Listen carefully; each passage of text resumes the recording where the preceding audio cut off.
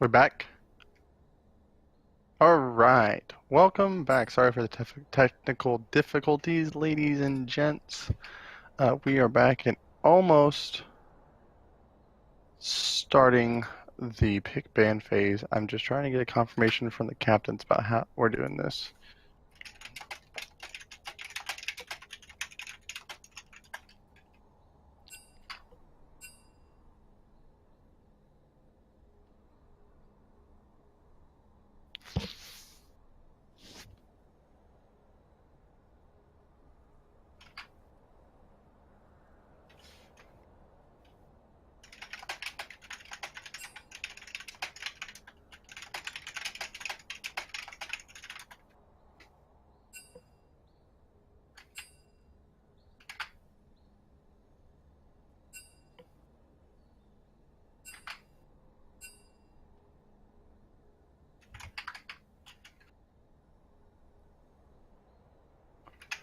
If you can pull that, what I've sent to you up on stream, it'd be great.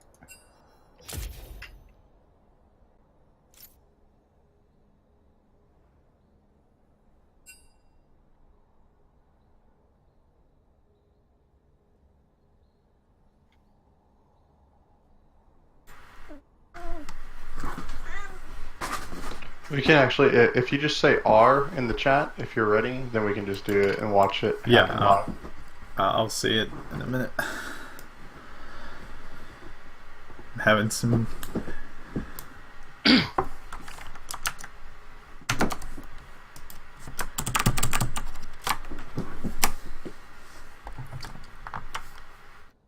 Okay, cool. Yep.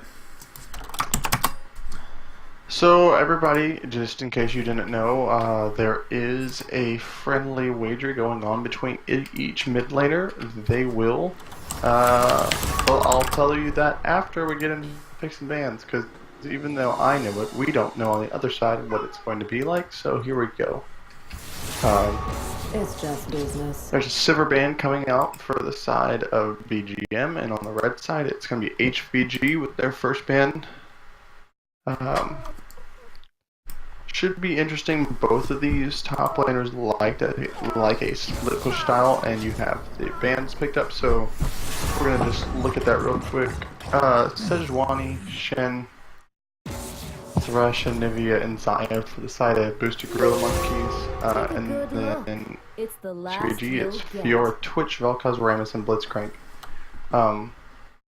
Both opting for pick style supports with control mages in the mid, tank junglers, and hyper carry ADCs.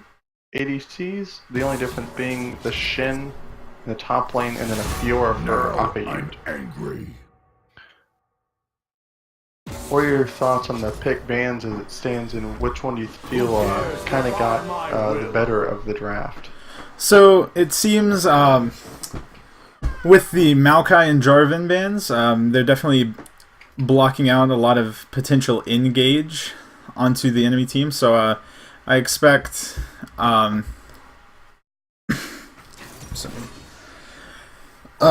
expecting a little less of a dive comp coming from right side, from red side, rather. I think.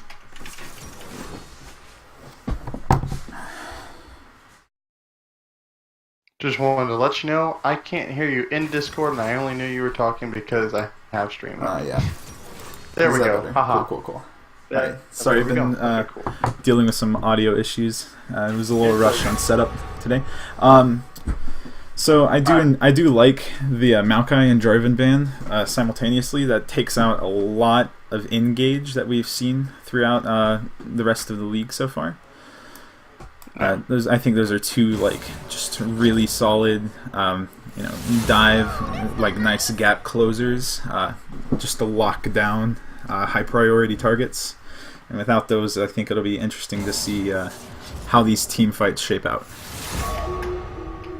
Yeah, I definitely agree with you.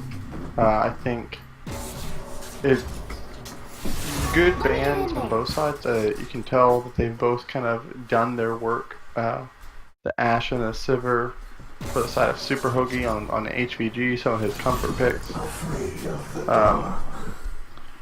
Though the Anivia getting through for Greg, something he's just been really, really good at playing lately. Piper getting Xayah, which I would have to say outside of the misfortune is probably what he's preferring to play right now. So it's interesting to see Super Hoagie on the Twitch for the hyper carry, but the Vel'Koz is also coming out as kind of like what was picked. It was picked first before the Anivia, but choosing that blind, I guess, as a hey, I don't care what you pick into this, because I'll be fine against it, sort of thing. Yeah, both mid laners opting for some very long range, safer champions. We said earlier that the majority of this fight is going to, or the majority of this game is going to play out in the mid lane and in the jungle.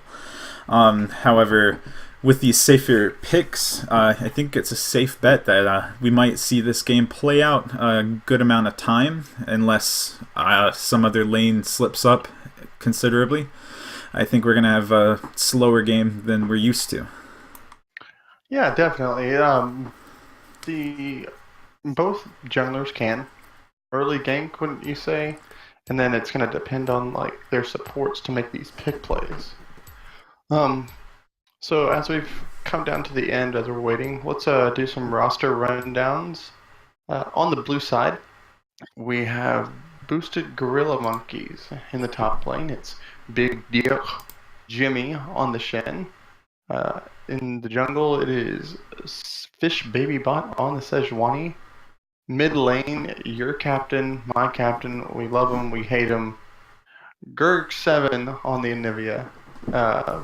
Piper is Isis, so don't tell Trump on the Xayah and the AD carry, and Alistar Moody on Thresh for support. You can hit up Grid side if you'd like.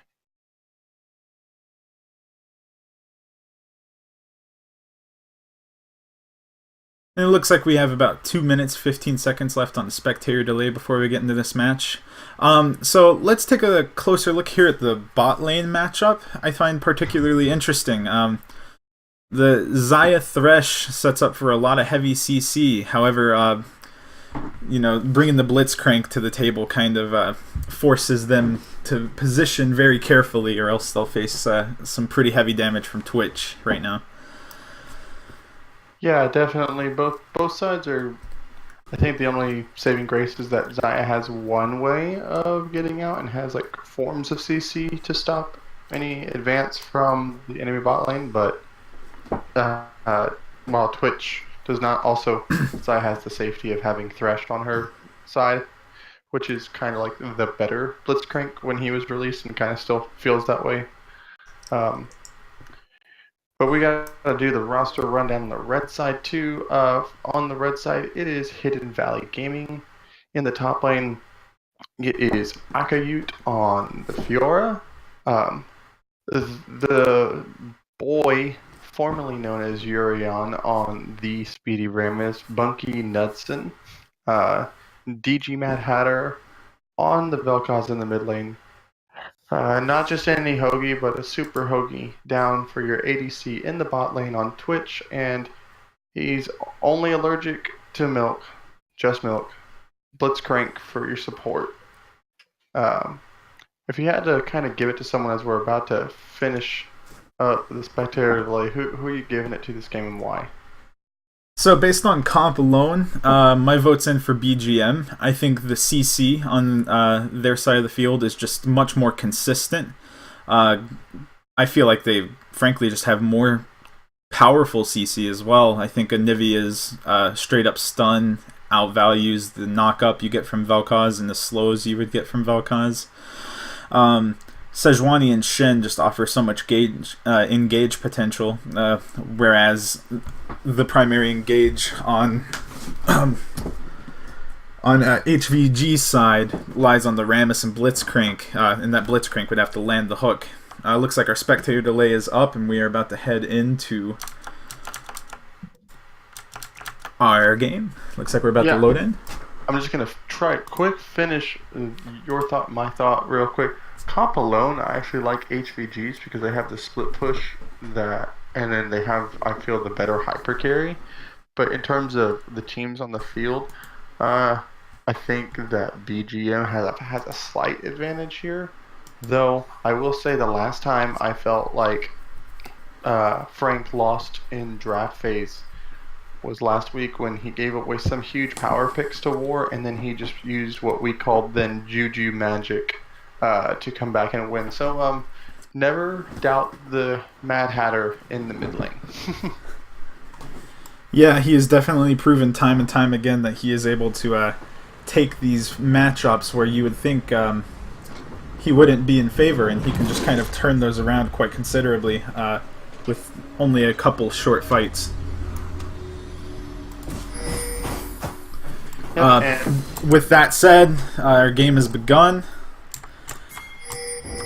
Yep, and we are in game right now. There are some heavy invade pings coming out into the Dragon Pit area for HVG, when the defensive pings are coming out for boosted Gorilla Monkeys. And if they get there soon enough, I think they'll go without being seen. Oh man, wow. Are they gonna ward? Yeah, oh, they warded. So they know they're there.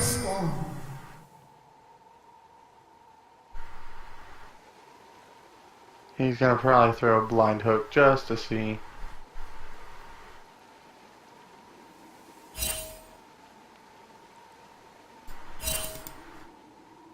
What are they gonna do? Delayed invade? They'll do it over a ward. Yep, we have a delayed invade. They have vision. Minions have spawned. And yeah. More wards go down. It looks like they're going to back off. Yeah, and just looks all like this really does is give HVG knowledge of where Fish Baby Bot is starting, and you can assume that the Ramus is starting on the same side.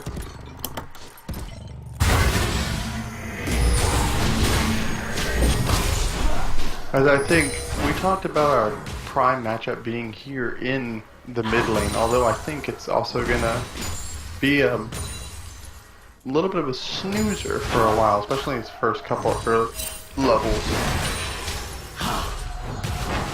There goes Greg taking some poke. Yeah.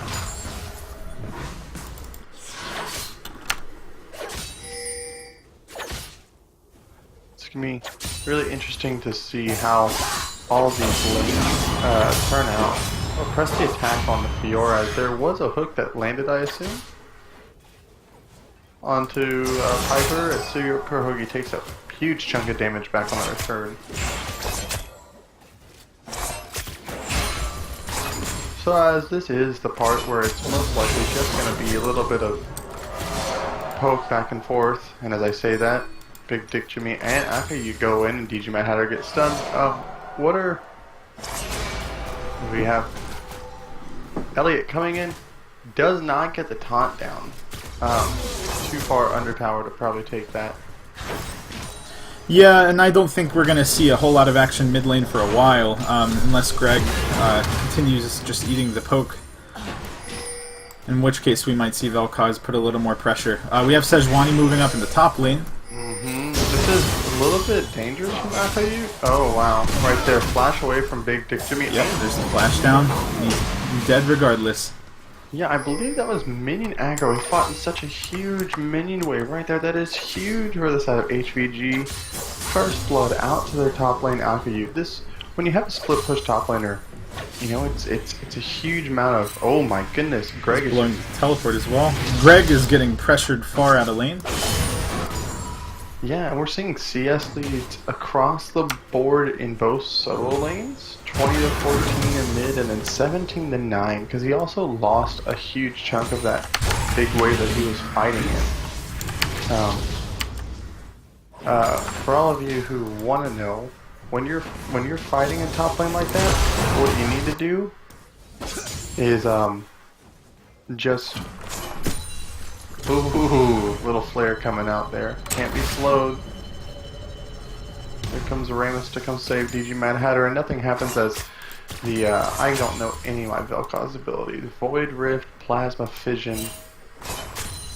And what's the key called? Plasma fission, void driven, tectonic disruption. That's the E. My lord.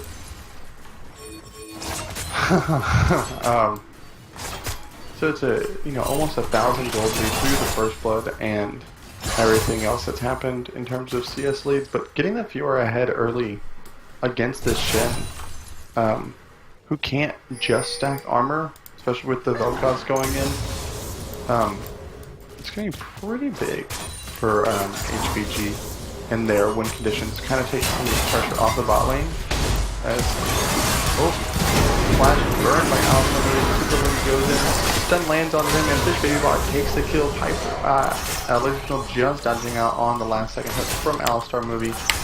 Great play, and just as I said, it cast a curse, taking pressure off the bot lane. Here comes Fish Baby Bot to get a gank down for the bot lane.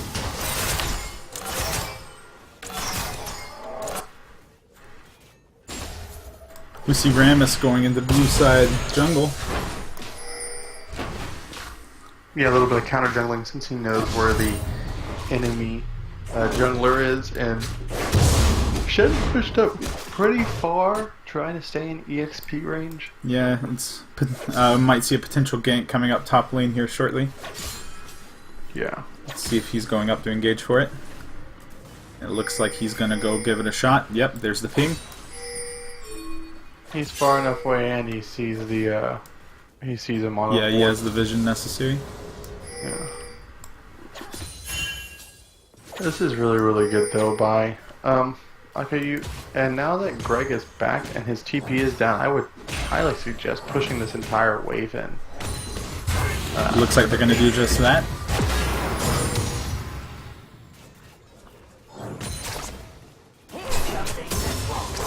Blitz gone in the bot lane. Bot lane ends up pushing towards the Xayah Thresh favor. Piper taking the control and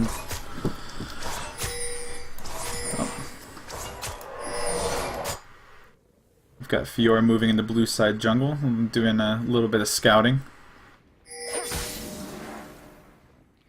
Yeah, if you look at this, it's they got a pink ward on their blue buff right now.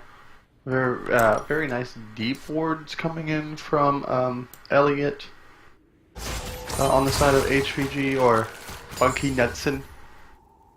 We have Greg moving down into bot lane.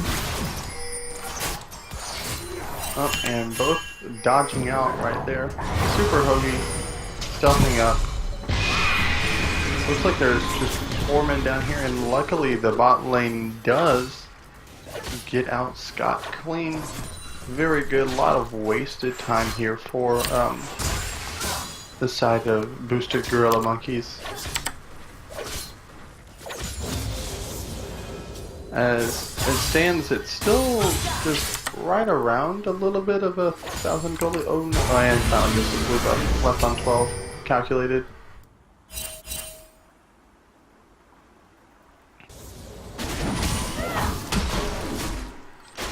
So what do you expect to happen within these next 3 minutes? We've been having a little bit of a lull. Everyone's kind of just farming. Then, yeah, if I expect anything to go on, my prediction is going to be in the bot lane. I think one of these supports is going to land another key hook that's going to likely secure a kill, hopefully. I just feel like the mid lane and top lane, while the Fiora has been rather aggressive, I don't foresee a whole lot happening in top and mid anytime soon in the next couple minutes here. I think any action we see is going to be in bot lane. yep, and almost landing that play on the Super Hoagie, who generally isn't known for keeping much of any CS lead, but is only down 13, so about a couple of waves, but it's not as bad as his solo laners that are bleeding a 22 CS lead and almost a 30 CS lead at this moment. Oh, and a stun comes out for Fish Baby Bot on a DG Mad Hatter. Flash comes out right there to dodge it. Here comes Rammus coming in to get the egg to pop, but he will not be able to take down both of these people. Gonna have to walk away. Is it gonna be a double kill for Fish Baby Bot? Yes.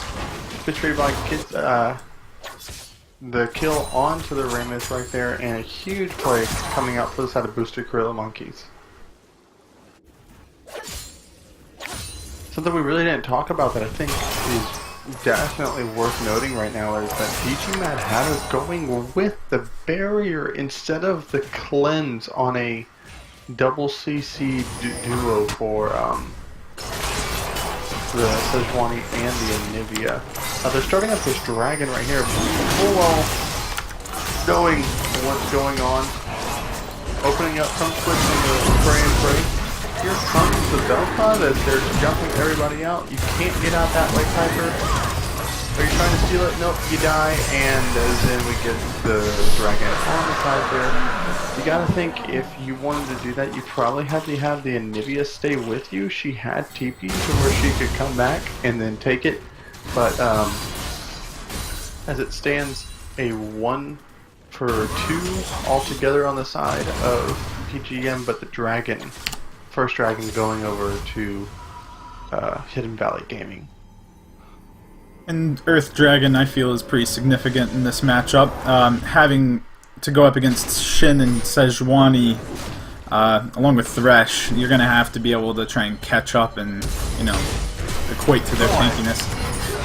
Huge flash knock-up from Allergic to Milk, but it only burns the flash of Gertrude, who just had his egg pop mid lane right there, forcing him to go back. So it's going to be another full wave miss. And if I'm not mistaken, Akayu was gifted the red buff and 9 carry on the dodge right there.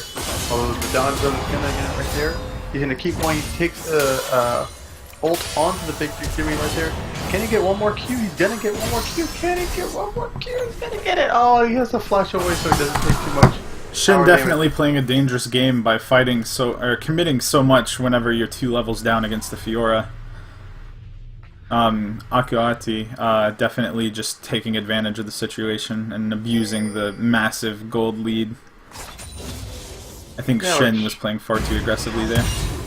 Yeah, I definitely would agree. Probably playing too aggressively, but after if you can parry the taunt, you win that trade every time. And I think it's a really smart decision by Elliot or whoever made the call to give the Fiora the red buff. You have the extra health regen as Allergic Milk tries to go up, knocks up Piper. Oh, and just misses on the hook right there. Could have been huge. As it looks like Akayu is just going to take the top lane tower for the first turn of the game. This Fiora is almost 3,000 gold ahead of this Shin right now. There is a hook that lands on the bot lane. And Super Hoagie just ulting for Prosperity as Piper does get hooked. And he Piper takes the lantern out. Lantern.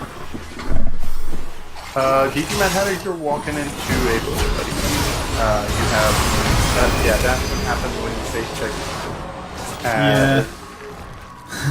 I'm not 100% sure what was expected to happen there. Face checking into a team with that much CC. Yeah, you could kind of see the hook coming from a mile away, even if you couldn't see the Thresh himself.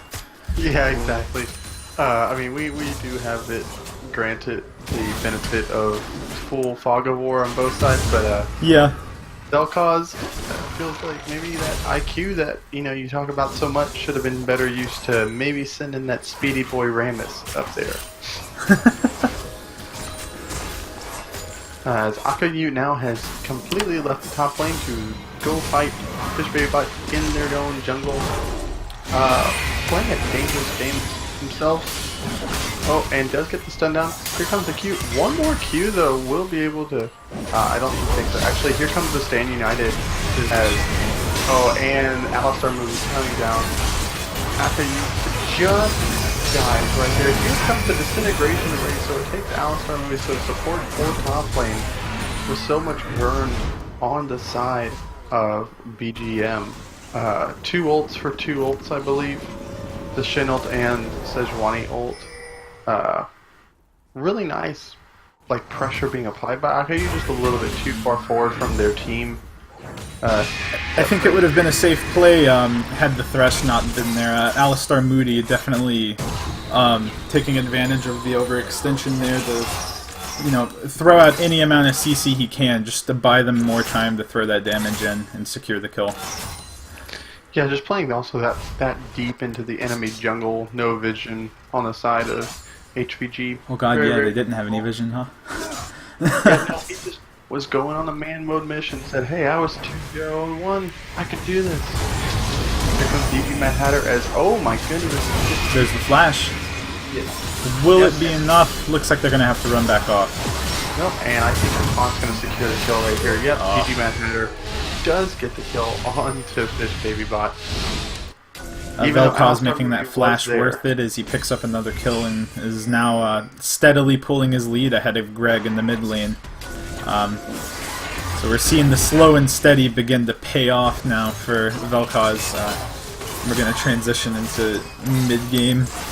As he already has the Morellos. I don't know, do you think there are any interesting build paths here, or you think everyone's going fairly standard? You expect the Essence Reaver Rush on Xayah, and the crit build on Twitch, of course. Support items pretty standardized. One thing I do like seeing is the Ravenous Hydra Rush with Fiora, but again, that's like fairly standard. It doesn't seem like there's a whole lot of dynamic building going on in this match. Everything seems to be playing out pretty meta. Yeah, I agree. I think the Merc Treads Rush is actually just as important. I wouldn't mind seeing the Titanic Hydra if you're just going to be into this double tank team for the Fiora. So the Ravenous helps out with clearing the waves and allowing yourself to roam to the team, but I just think if you committed to the split push a little bit more, and then I think the Titanic would have done a little bit more overall. Yeah, I agree. I think Titanic Hydra would have definitely brought them back up to a little beefier state. As we said earlier, whenever they captured the Mountain Drake, they are going to need to be careful about the level it has, bringing Shin, Sejuani, and Thresh to the board. You cut out. Can you hear me? I can't hear you. Yeah, I can hear you. Have I lost my Metro Falco? Oh boy. You might have. There we go. Ah, there he is. Alright. So, one thing we didn't mention, or I tried to before we got into picks and bans, is that mid laners have friendly agreed upon as the Rick Health is being dropped mid lane to try to crack it open, which is fairly huge a bit against Anonivia as well. That for every one death on the side of each mid laner, they will donate $1 to the PMA LCS price. So as of right now, $2 will be donated by Frank, as he is the boosted of the two mid laners right now. And Fish Baybot is being caught out right here, standing at being used on Sejuani. Here comes Fiora by their lonesome. Oh, dodges the hook, but gets hit by the Shin Taunt. Here comes Super Hoagie though. He's ready to open up. He opens up a little bit too early. Here's the disintegration rate coming up. Flash hook from the Blitzcrank. He gets the Shin, and it's a 1-for-0 right now as they look to turn for this dragon and steal the red buff on the way out on the side, and it's overall win and almost a 4,000 gold lead for the side of Hidden Valley Gaming. Yeah, Hidden Valley Gaming was just able to maintain their grouping. They were just able to have a much tighter group and chain their CC in a way that that Shin was just, he had no chance of getting out of that. There's another hook. Yep, more damage. It's unfortunate when you're this Sejuani or anyone on this team right now who's a little bit behind. They have true damage on the side of both of their solo laners, and then if you get a pick onto anyone with the Blitzcrank with either one of those people there, they're gonna be taking some massive damage. Like, I feel like there's gonna be a fight here, and does use the parry a little bit late though, as Shin does come in, and Super Hoagie is about to go down, and the Rammus is about to go down as well, and it's a 2-for-0 in the bot lane. Overstaying, not focusing the tower, maybe a little bit of miscommunication on the side of HVG about what to prioritize right there. And it may end up being their first tower of the game too, with 4 strong here in the bot lane and only Blitzcrank to defend. It's nice to see them pick up the 2 kills, however, they are still 3 towers behind. There will be 2 after they pick up bot lane here.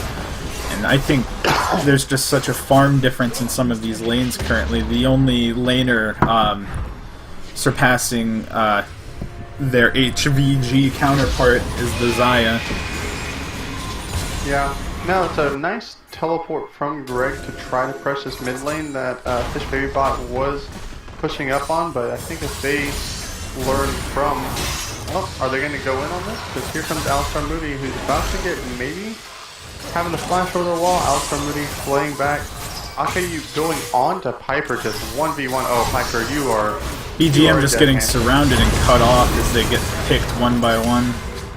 And it looks like Fiora is not done. She's probably going to try to take the advantage even further onto Big Diuk Jimmy, who's got a really small pecker. No reason not to.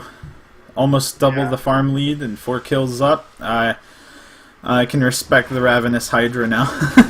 Yeah, and a 20-minute Baron is out on this team because it's a 20-minute Baron call for HVG right now with their bottom lane dead and Big Dick Jimmy, no Stand United available to use on anyone in the vicinity. And it looks like it's about to be a free 21-minute Baron for the side of HVG. They know they're doing this now. They have to try to finish this out. There's 1,000 gold left and the smite comes out and they'll take it. Yes, Twitch, very sneaky. As Super Hoagie walks away. I was just about to say, you know, you feel that maybe that BGM would have known not to overextend just like HVG did in the bot lane, but that turned into 2 kills for them and just a free Baron now, which is huge for the side of HVG because anytime the Nivea is on the other team, you're always going to have to do this. As another grab lands and a hook misses right there for Allergic to Milk. If I had to say who's been more on point, I'd have to give it to Allergic to Milk. Agreed. Just from, but his team has had the advantage. It's a little bit easier to move forward and try to make these picks. Yeah, the consistency from that Blitzcrank landing his skill shots definitely has just been allowing HVG to chain their CC in a way that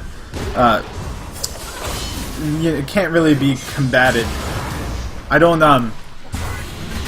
HVG has also just been able to maintain such a heavy control of every objective on the map so far, not losing a single Drake, capturing the Baron right at 20 minutes, along with Rift Herald to get to the mid tower. Although, now that we say something, Allergic to Milk ends up taking the hook from Alistar Moody. Yep. And then another hook lands as the CC change is just applied over and over again, as they're going to lose their entire team right here. BGM really able to, really turning it around with that. And after he's just in the side lane saying, guys, I had tower, you didn't have to fight. So, the hook onto Alistar Moody is acceptable, but afterwards you just probably don't want to stand in that spot where you didn't have any vision of the Thresh. Because one chain of CC, something that you talked about earlier on, is that they have a lot of CC. As Greg does go to hook, he gets down. Akayu going in, trying to burst down. Can he take on? There goes the Shin ult. Oh no, the egg threw it. Yep. Yeah. If the egg wasn't there, I think he would have gotten enough healing from the Triumph that he's probably running, and the ultimate. But if anything, you get the egg down, and the Shin Stand United is down as well. And Dragon spawning here within the next 30 seconds, and it's going to be a Infernal Drink, which is huge for the side of either side, but especially the side that has the Fiora Vel'Koz Twitch.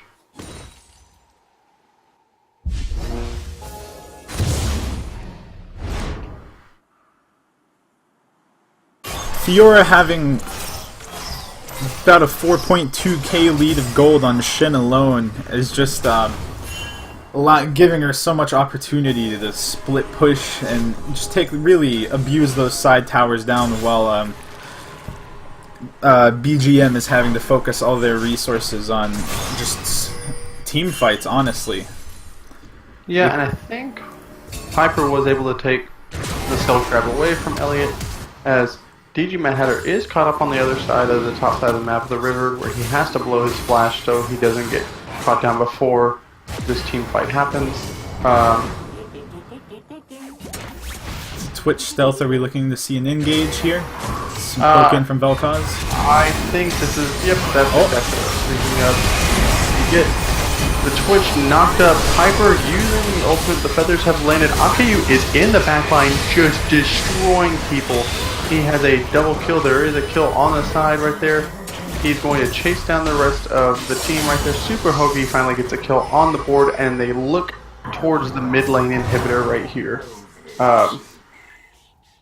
It just speaks to how far ahead this Fiora is. And yeah, at the beginning of that fight, it appeared that the sheer tankiness of BGM was going to put them out on top, but then that Fiora just got on the back line and there was no stopping her, and just one by one she was tearing them apart, and they were able to turn it back around into HVG's favor despite the engage being from BGM. Yeah, I thought it was a fairly good engage myself. I was I was happy with that engage, but the Fiora is just too far ahead for it to matter at this point, I believe. Well, their team fight, like, you don't want to play either one of these teams into a corridor, as it is right now.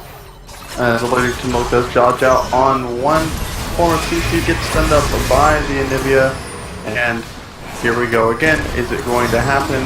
Another fight. The hook onto Fiora. Are we gonna see the smite? It goes down, but Anivia gets it? Smites? Junglers? That's okay.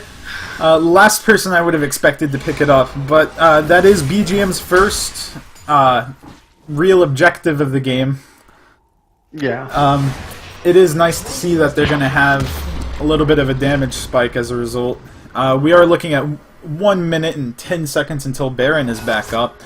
It'll be interesting to see how aggressive HVG is towards capturing that Baron as quickly as they can, considering they went for 20 minutes previously. Yeah, Allergic to Milk building this Frozen Fist, probably not my favorite item for a support, just because, one, it's very, very expensive, and it's a very quote-unquote selfish item. It provides more things for you than for the team. I think maybe an Aegis of some sorts would have been a little bit better here. Also, just not being caught behind the pit. There was no reason for him to be there.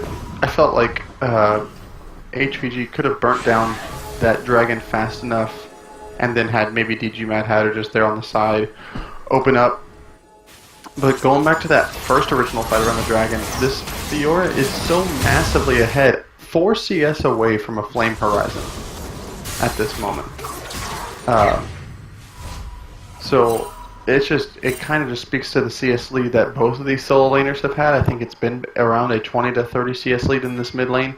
And the bot lane, it's kind of gotten a little bit smaller with the deaths of Piper going down to where Hoagie's continue to farm.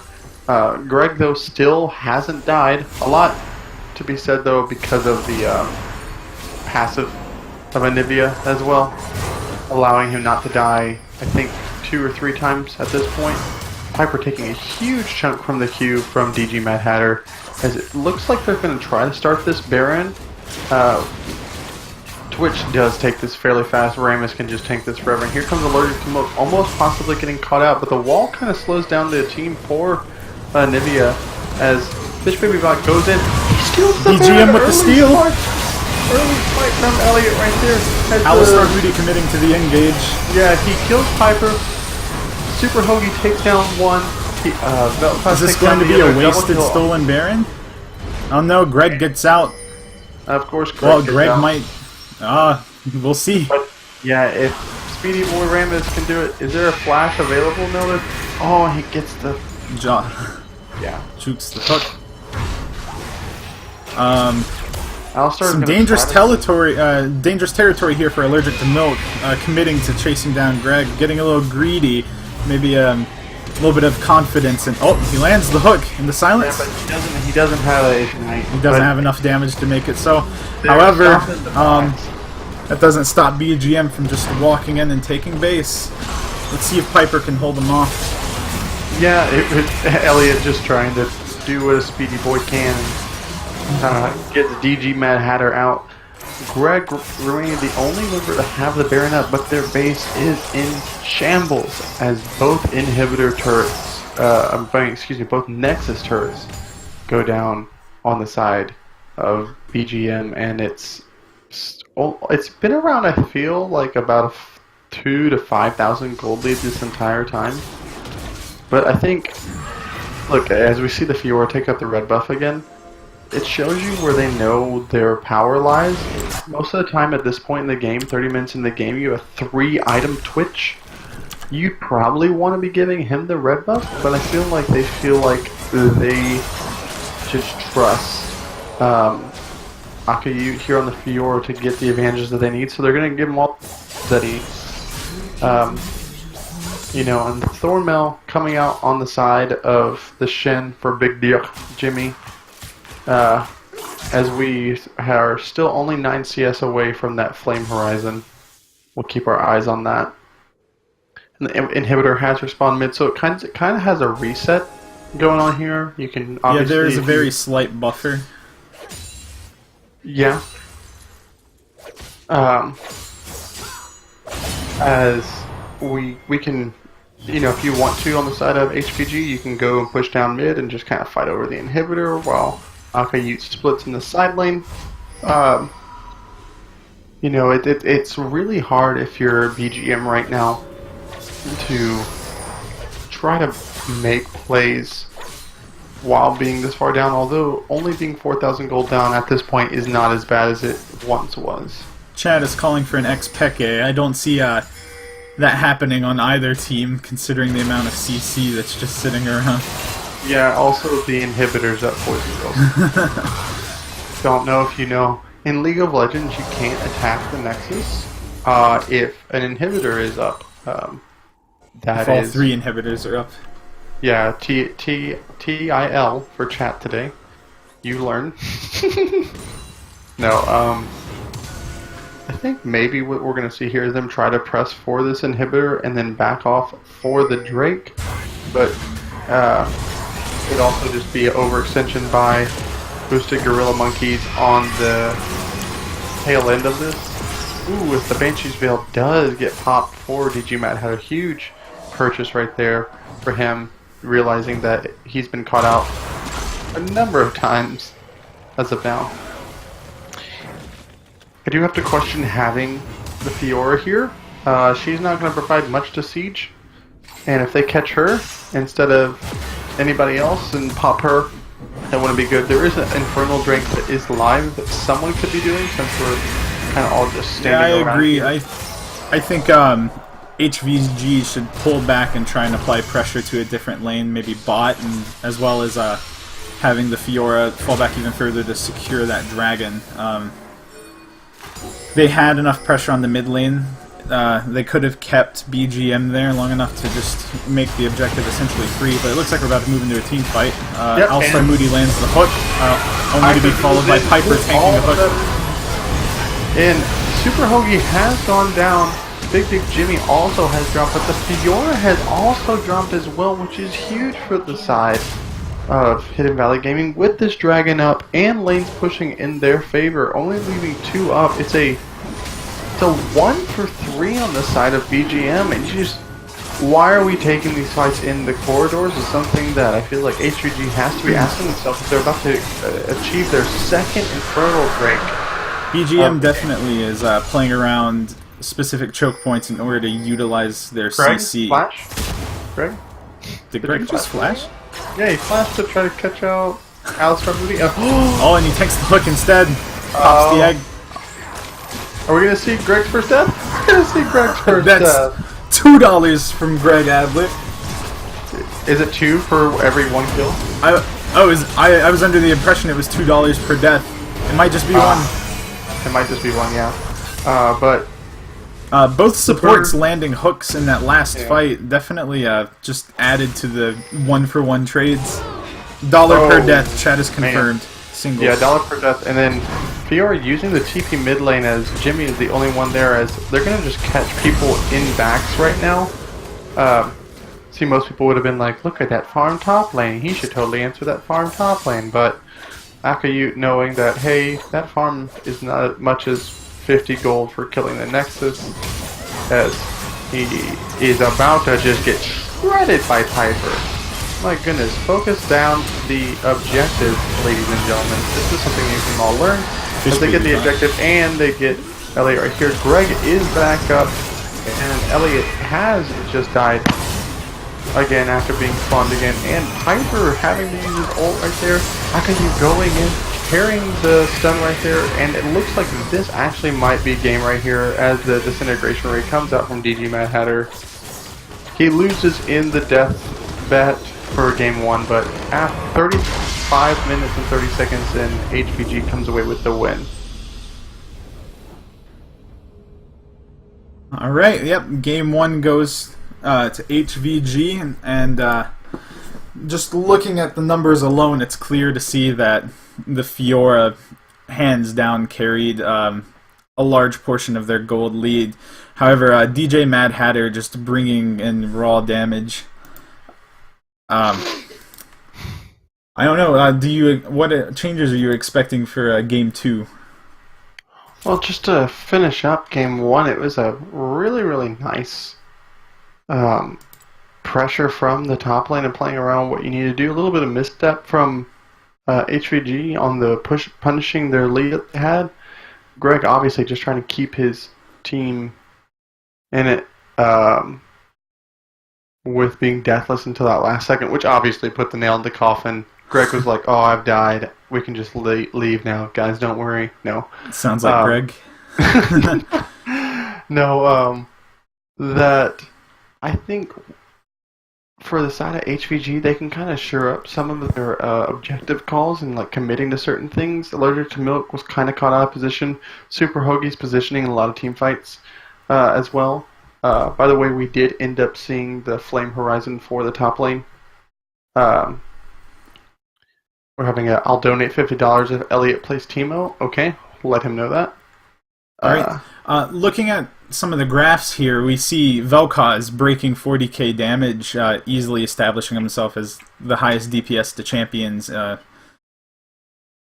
for that entire match. Second place going to Piper, Xayah, all the way down at 25k. Just the sheer amount of damage that Vel'Koz, Mad Hatter, was able to bring to the table. I don't know how you're supposed to compete against that. HVG just did such a good job at making sure that Vel'Koz stayed alive. If he did not get caught at the start of the fight, then it was almost just an instantly secured win for HVG between how far ahead Fiora was and the raw damage that Mad Hatter was bringing to the table with Vel'Koz.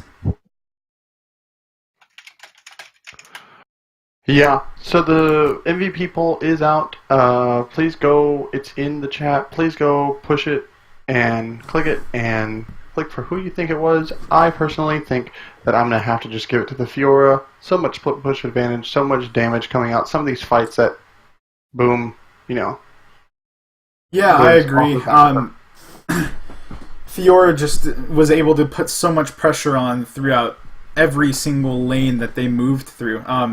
And it was almost just a systematic takedown of their base. I feel like they communicated some split pushes very well. Although Fiora did occasionally go a little too deep, it seemed like 9 times out of 10 in that game it paid off. Yeah. Well, are you ready? Yeah, is there anything else we want to discuss about game one? Nope. I think. Are you ready for game two? Are you in here yet? No. No, I haven't received an invite back into it. All right. Hold on. There we go.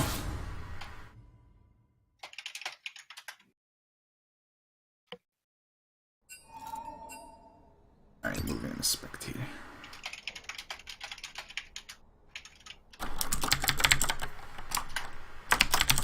All right. So here's the spectate link. Oh, wrong. Wrong. No. Don't click.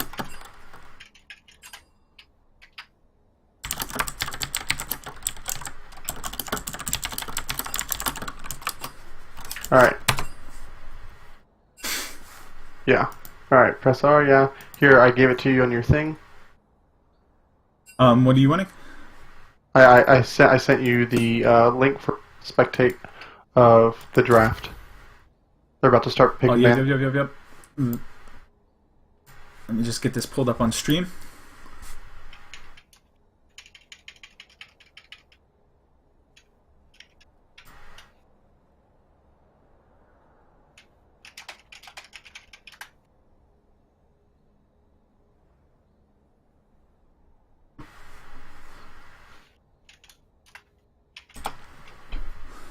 Alright, need to adjust it a little bit for stream and then we'll be good to go.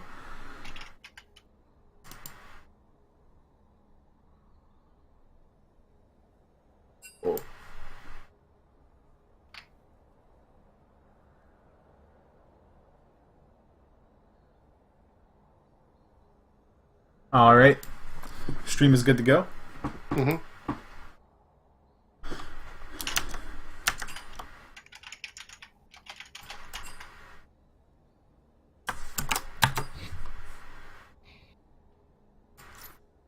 So moving into the second game, what do you think is going through the heads of these captains here in terms of team comp? Do you think there's any significant change that needs to happen for either side to help either come back on this second game or secure the second game in the case of HVG? I think you're going to probably see them prioritize something for Jimmy earlier on. Because I feel like if you just allow it to be a tank versus a split push for Akayut again, that you'll just kind of see the same results. Also, maybe just banning the Fiora outright if you don't feel like you have an answer to it. Yep, there's the Fiora ban. We already see bans from Fiora, Misfortune, Maokai, and Bard. Again, with the Maokai ban, just taking out that hard tanky engage. Yeah, and I wonder if they're going to if they're gonna ban. Now they banned out the Vel'Koz, but are they gonna take the Anivia in response, or are they gonna let him get it again? Because it is a comfort pick. Definitely makes this KDA look good. KDA player. No, I'm kidding. We'll just have to see where these teams' focus lies. As the Xayah is going to come out again for Piper, and the Sejuani being taken away from Fish Baby Bot, one of, I think, Elliot's signature champions. Yeah, Fish Baby Bot definitely is going to be impacted without being able to play Sejuani this game. I feel like he's shown some great consistency with the champion throughout the season. And here comes the Jarvan Rakan, which is huge on the side of BGM. Now, choosing the Ashe into this, which most likely they're going to... If they don't pick the Xayah, you have to ban the Xayah if you're HVG in the second round. If they don't pick it up third here, which I assume they will because they know Super Hoagie does not play Xayah. Super Hoagie's Ashe weeks ago was very, very good. And they get the Thresh for themselves here.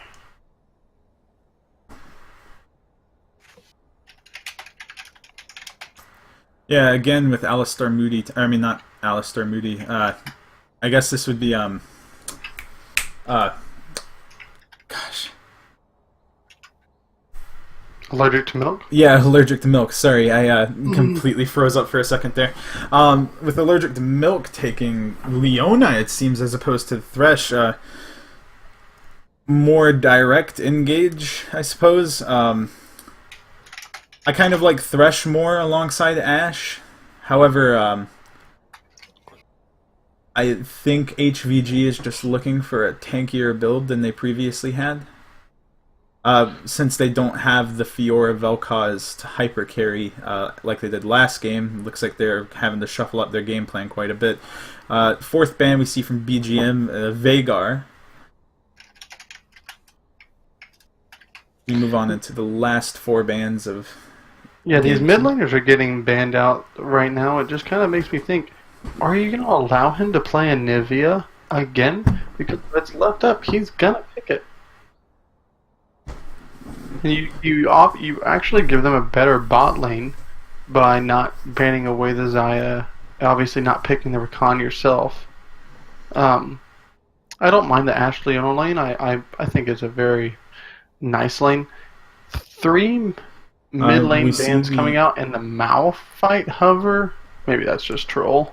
We do see the Anivia seems like it will be going through unless this last ban is not the Malphite. I'm assuming it won't be.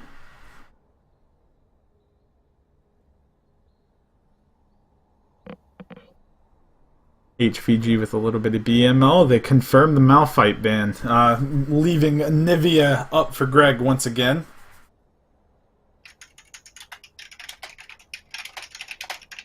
Question is, will Greg respond by taking it, or will they try and pass it over to HVG potentially? And yeah, does HVG even take it with this comp? They already have so much CC on the table.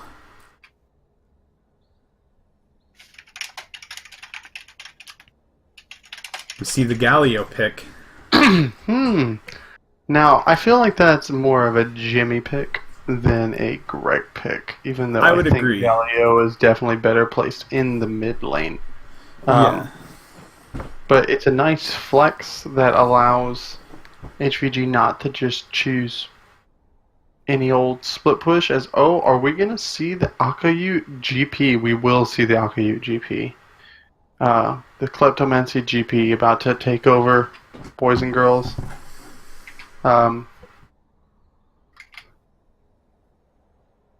Here we go. And the Ahri coming out for DG Mad Hatter. I love seeing the Ahri pick here alongside Leona, Sejuani, and Ashe. I think that just adds so much potential to their team fight. Although we see it swap to Morgana. Yep, that's more of a DG Mad Hatter. He's been... him and I duo queue a whole lot. I'm usually his jungler or the boosted support in the bot lane, and we usually have flamers on our team. But when we win, his Morgana's pretty good, pretty clean, and it's a huge, one of the highest win rates. I think the highest mid win rate right now, or it's hovering around like 55%, which is obscene. And it just allows him to do whatever as the Galio does go. That is not a Nami pick. That's a Nivea. Yeah, don't. Yeah, Yeah. I guess some bug with the band pick. Yeah, that's a Nivea. Unless AP Nami boy. Yeah, so we can ignore the Nami. Yeah.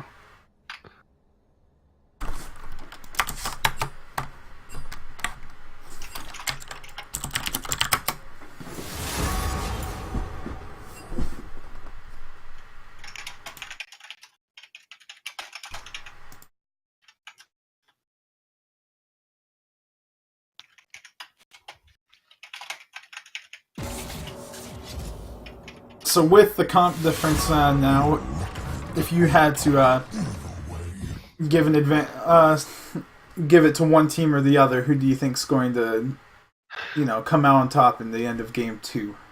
So we're here again, where it looks like BGM has a better comp, but as I said last time, I can't.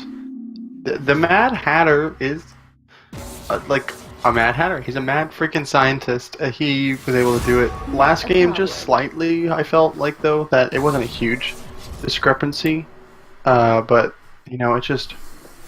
I think the better team fight is obviously on the side of BGM. The Anivia, the Galio, Jarvan, Rakan, Xayah. It's huge wombo, huge engage, huge wave clear. I mean, it's got everything you kind of want in a standard 5v5 team comp.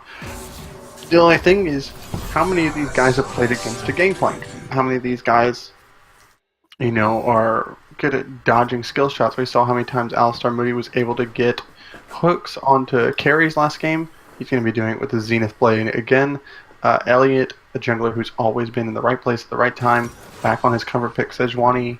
A lot of pick potential coming out on the side of HVG, Morgana Qs, Ashe, Arrow, Sejuani engages, Leona engages. And then you have the Gangplank in the top lane just wanting to wait it out for quite some time. So, again, the onus is going to be on BGM to try to make something happen against HVG. Yeah, I feel BGM is definitely going to have to play a lot more proactively with their comp going into this second game. If Mad Hatter is able to pull ahead of Greg in the mid lane again, and if that Gangplank is able to pull ahead in the top, then we will. I think we will see pretty similar results to last game, where that Gangplank is just going to be able to split, and he's going to be able to just abuse back lines if the Galio is not going to be there to stop him. Yeah, definitely.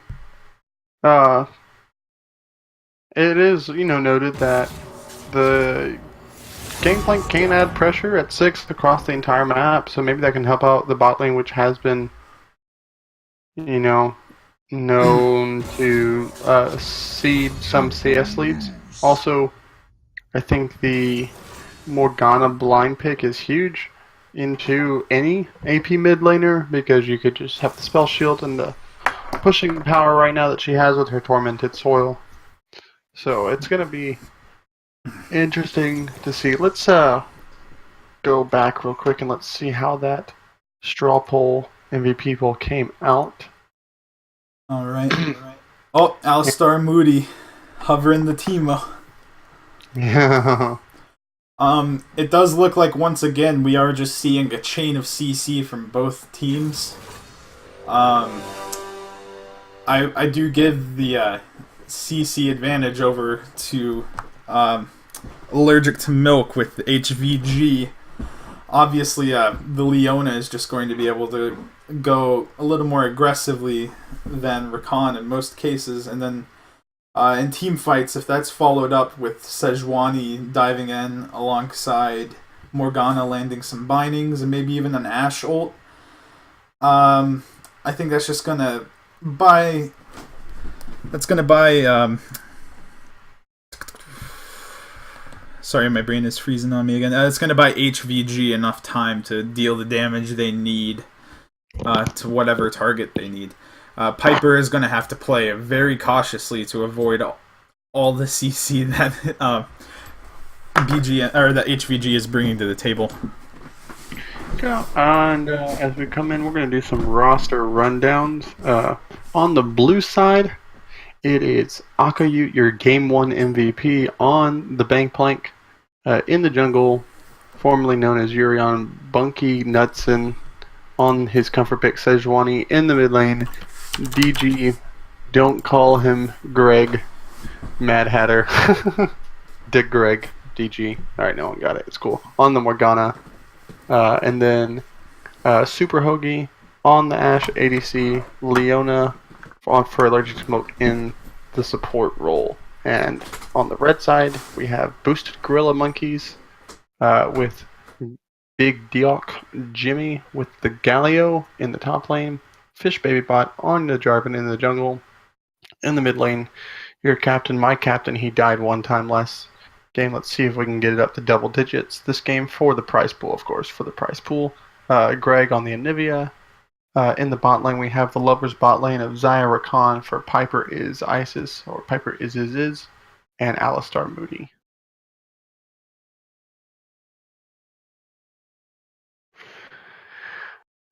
Maybe an National. Come on, everybody knows my boy Hoagie doesn't miss an arrow. Scripter confirmed. Yeah, a lot of people were questioning how good Hoagie was. It was insane. On the last game that he played the Ash, hitting cross map arrows. Something, if you're a spectator, if you want to ask any questions to the casters, or if you want to ask any questions to the captains or MVPs at the post-game interview about drafts, about what happened in the game, or anything like that, please just put at OPTSM fan in the chat. That's me. Also, want to try to get some hashtags here for chat. Who do you think is going to win? Give me a hashtag HVG win or a hashtag BGM win for the side of who you think is going to win. And then, as we're shortly about to end the spectator delay here, and get right into the game.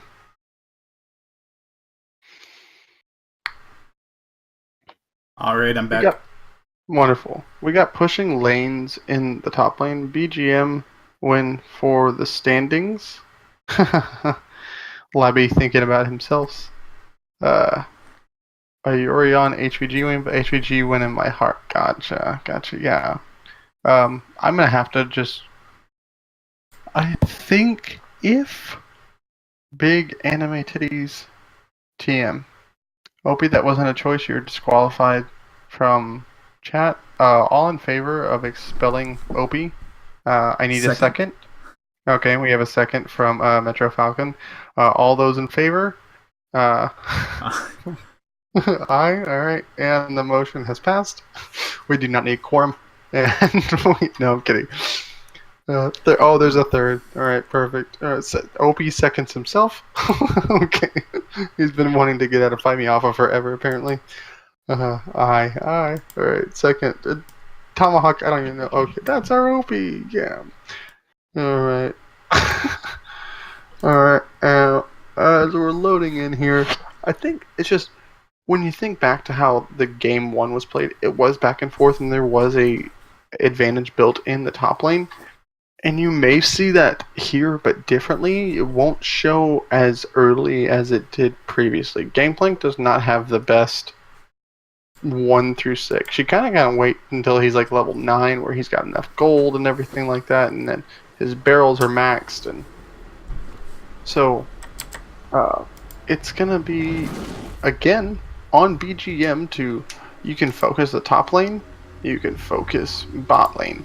You have the Jarvan, you have the Rakan, and you have a Galio who can help out, and all of those things. Mid lane's probably just gonna be a farm fest again.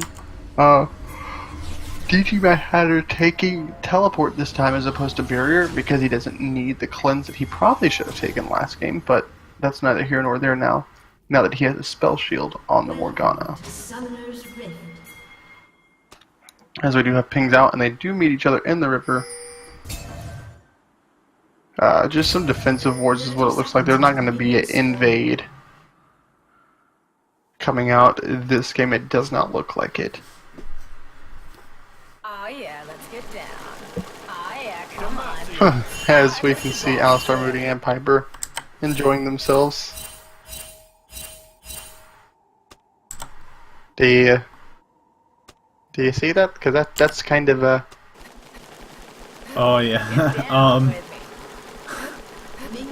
Very... I think didn't we make rules about BM? Oh, they're not BMing. They're just dancing with themselves.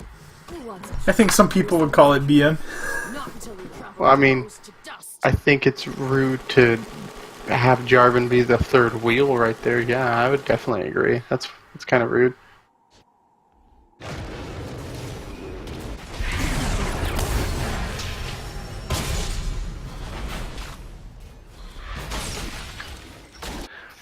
As we just have standard starts on the junglers both starting on the bot sides with their 80 carries. The Tormented Soil being the start for DG Mad Hatter as he misses all but 1 CS right there. And the Comet coming out for Super Hoagie on the Ashe. A little bit interesting. A bit of trading going on in top lane. The Zenith Blade misses on Allergic to Milk. taking Zenith Blade level 1 as well. But their level 2 should happen here shortly. And the level 2 coming out misses with the Zenith Blade again when he saw where Alistar Moody was. I can tell you that very lucky for Alistar to have missed that, and a little taunt going down right there. Fish Baby Bot is very, very probably didn't have a lot of kiting on most of the camps. If you don't want to take that much damage, ladies and gentlemen, on any champion, two things you can do: kite the camps and not take the talisman first. He was doing these single camps, and then the wolves. The machete's better for single camps. As it's just gonna be a farm fest for a little while until we see the first gank come out, which I feel has to come out from Fish Baby Bot on the Jarvan. Yeah, I agree. J4 is just going to be able to get some good engages at such an earlier level compared to Sejuani. I think we will see it from Fish Baby Bot before Bunky Knudsen. Yeah, and then the Gangplank is just gonna continually poke with his Q. He doesn't really care about much anything. In this lane, he just gets free gold, boop, and just like that. It's a little bit of free damage, but there is a Bunky Knudsen going in. There goes the flash from Anivia.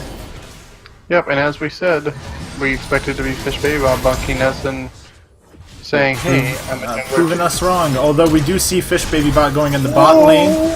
The flash from Allergic in the Milk into Jarvan. Yeah, really questionable. I'm not 100% sure what happened there. I think maybe they thought that Elliot was coming around and that they could turn it, but he was just too far away. That flash was a heavy commitment, and oh man, I'm sorry, that's hilarious. Just like you see your ADC flashing away, and all you see after that is the support like, "Don't worry, I got this." He just flashes in. What is going on? There is a little bit of trading going back and forth as Piper does get stunned right here. Ooh, the exhaust and the heal coming out, but there is a no summoners on the side of Super Hoagie. Here comes Fish Baby out with the first blood on to Super Hoagie's death. Fish Baby Bot getting that first blood money, and Alistar taking the kill, or securing the kill for the bot lane, who had just had their summoners previously burned, but still felt like they had enough vision somehow to go in on that. Quite different from last game. BGM establishes an early 1k gold lead. It seems to be kind of a mirror of last game, where at this time the gold lead was on the other side.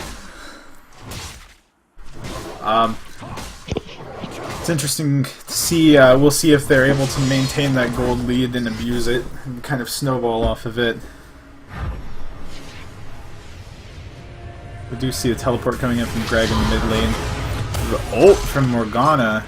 The ult on to Greg to try to push him out of lane, probably try to get him to something that we've seen, or I think that is really, really smart of Greg that he's been doing.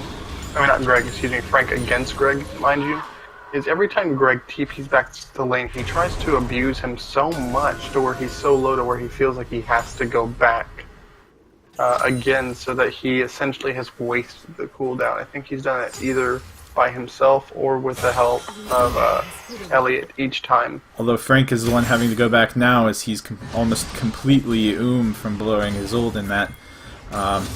We do see Greg also opting to just push the Waven back alongside. Alistar Moody almost getting caught out there, but the synergy with Xayah allowed him to dash away. Yeah, that was he jumped through the entire wall. Yeah, that's dumb. Definitely already, utilizing their pick synergy. Yeah, hey, go Hey, you want to go award this? Yeah, sure. Where are you at? I'm at base. Oh, okay, I'm at Baron. I'll just E-dash to you. That's what it feels like. It's insane. Um, but as we Piper look doing a good job to establish a gold lead ahead of Super Hoagie. yeah, with those 2 assists coming in for him and the huge wave that Hoagie was denied for that too. I Piper think- almost 2 waves ahead of Super Hoagie at this current point. And having that BF sword to go against double longsword, it's almost not even fair. Yeah. Interesting to note that you see the blue smite coming out for Fish Baby Bot already, as Elliot is spotted on a ward on his blue buff. And it looks like there might be a play bot lane for the side of BGM. I will say that if there was a team comp that you were okay with being behind in, I would actually like to be BGM's comp, but even though they're only 800 gold ahead, which is a significant amount right now, this Gangplank is gonna, as long as he becomes uninterrupted in this top lane, it's gonna be huge. He's currently just 700 gold alone above his lane counterpart. So if he just continues to scale right here with the Morgana, AP scaling is still pretty good on Morgana, of course. They're just gonna have the ability to scale even more, and here comes the engage right here. The 2 does come out, but Super Hoagie is dead. You're right. As Greg does catch out Funky Nutson right there. Fish And Baby if- Bot is just kind of showing us, proving us right with the Jarvan being able to engage on those ganks earlier and kind of capitalize on the more early to mid game picks. Yeah, I'm just a little bit concerned. Fish Baby Bot was sitting on a ward that entire time. I mean, I understand that you don't want to give up. Are they going to try to go for this? Does smite down. Morgana does get the ult down and the ultimate used from the Sejuani as well, but they just don't have enough damage. Super Hoagie dead. Greg getting the kill, has the red buff. Piper picks up the right there. Oh, they're going to be able to pop the Galio ult coming in on the side of BGM, going to be able to kill, and Super Hoagie flashes away and burns heal for good measure. I'm not entirely sure, as there is a pause. I'll check out why the pause. Oh, apparently there was an issue in Discord for the jungler of BGM for Fish Baby Bot, actually. Kind of impressive to see he was able to, gank and coordinate so well without even talking to his team. They're resuming. He's good now. Yeah. Right. As it's 6 kills to nothing, and the dragon broke to the side of BGM. And they're almost at 2,400 gold lead right now, which is 3 times as much as they were just previously at. Yeah, so they're definitely capitalizing on that early game gold lead and just kind of, snowballing off of it. It'll be interesting to see how HVG decides to respond. I don't foresee HVG having much control over these objectives anytime soon. Yeah, and I think it kind of stems off the bot lane right here. They didn't respect the fact that Fish Baby Bot was in that warded brush where other Milk is right now in the river. Yeah, rather they flashed towards him. Well, that early one, the one that ended up being the kill that led to the dragon. in the first 2 kills of the match. Yeah, it's just BGM Mad Hatter getting picked on. Oh, yep, Fish Baby Bot again, just being in the right place at the right time. BGM Mad Hatter is not getting out of there. Argument to be made. I feel like that kill probably could have and should have gone to Galio, just to kind of spread that gold out further and abuse the gold lead. Yeah, I'm not too sure. I think it's actually just better on the Jarvan. You want to get him as far ahead as you can, because if you can do that and he continues to build tanky instead of this damage build that we see so far, but Warrior is just a natural one to build. At this moment, you want to see, and also I'm a jungler, so I'm selfish. But I think, you know, while all this is happening, if you're the side of HVG, you need to kind of slow it down, tell your bot lane not to play so far up. Frank himself probably also needs to do the same thing, have better wards and know where they can be. And then look to make the plays for the first tower in the top lane. It's not something you want to gank for, but something you can probably just pressure the Galio out of. As DG Mad Hatter is, again, going to just be put inside the cage. After, yep, it's just... That's gotta be tilting. Right there, yeah, and this is what the Jarvan can provide. Anybody who doesn't have a flash up is just seemingly dead to rights with as much CC as BGM is putting out right now. BGM has definitely changed up the game and has taken control over most of the map. Very different to how we saw last game play out, where they seemed to struggle to get any ground against HVG. Just because anytime some ground was gained, you would see Fiora come on the back line, but they just don't... HVG just doesn't seem to have that kind of carry at this time. Although now we are seeing the top laner hitting level 9, as we said earlier. It just takes Gangplank a little bit of time to get those items and start popping off. It looks like he is nearing Triforce. Yeah, and I mean, he is the only gold advantage I believe they have. Actually, press X and then you'll see it's a funny little... Oh yeah, of course. Yeah. We saw that last game with the Rammus as well, just like having seemingly billions of gold. Yeah, he's still 700 gold against his lane counterpart. All the other gold advantages are... Piper does dodge out at the very last second of the Solar Flare from Allergic to Milk. It's a very telegraphed sort of thing, though, when you've been playing from behind this entire time and then you just start walking up at the enemy ADC, like, hey, I'm not. There's no jungler here. There's no gank happening. Come on. I'll just run towards you for a hug. As we do see BGM taking their advantage that they have and trying to put it into vision on the side of the bottom quadrant. Man, it's really, really tough for DG Mad Hatter in the team right now. What do you think that they need to do to try to get going? Honestly, the only way I see... Oh, hang on. We have a little bit of trading going on in the top lane.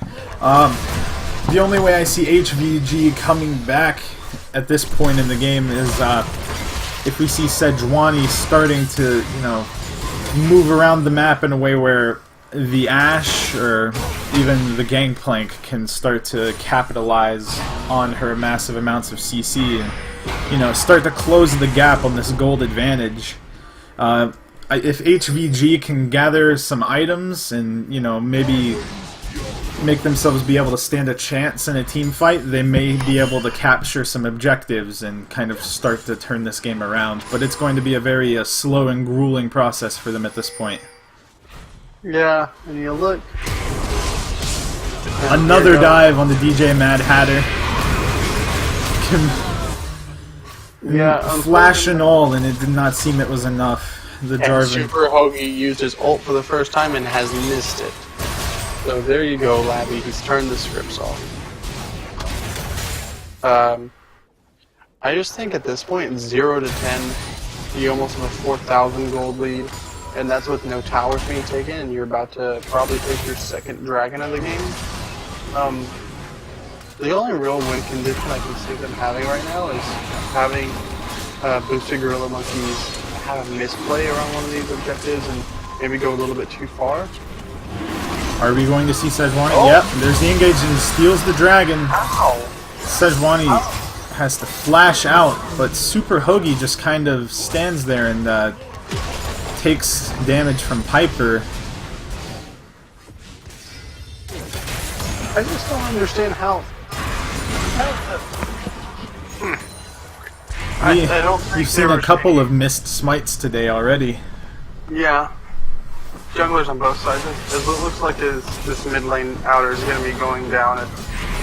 Nishi Header is looking as there's an engage onto the Alistar Moody for Khan.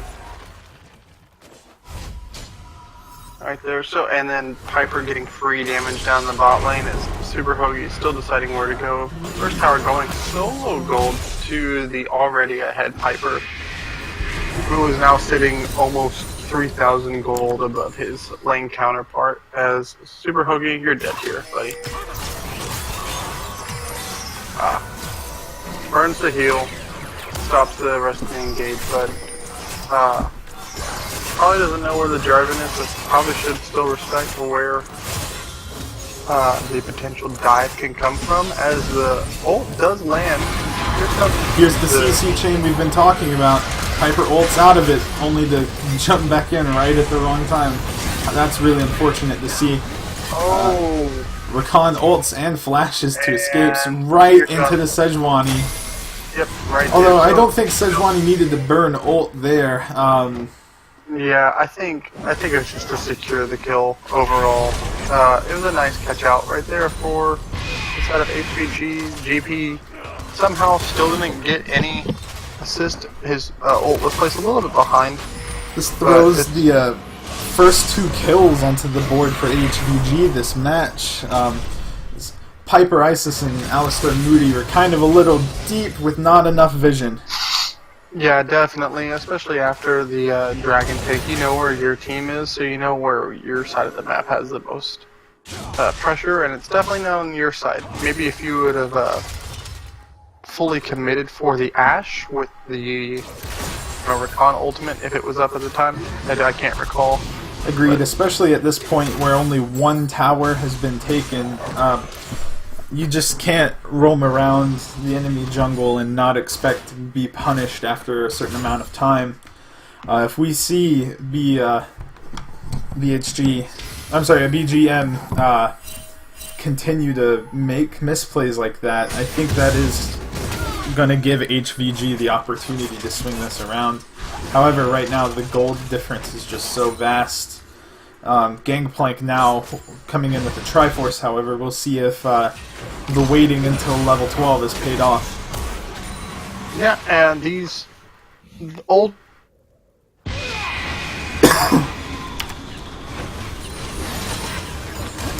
Maintaining only a 900 gold lead ahead of Galio right now, since he's picked up 2 kills. Once whenever he dove in with his ulti to protect towards the end of a team fight. Yeah, and then the other one in the mid lane. Yeah.